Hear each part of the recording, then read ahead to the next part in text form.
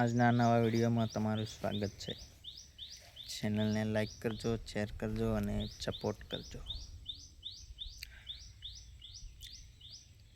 આપણી ચેનલમાં વ્યૂ થોડા કમ થઈ ગયા છે, એના કારણે લગભગ 10-15 દિવસ થઈ ગયા છે એ વિડીયો આવતો નહીં, એટલે આજ નવો વ્લોગ આવે છે। ચેનલને લાઈક કરજો, શેર કરજો અને સપોર્ટ કરજો।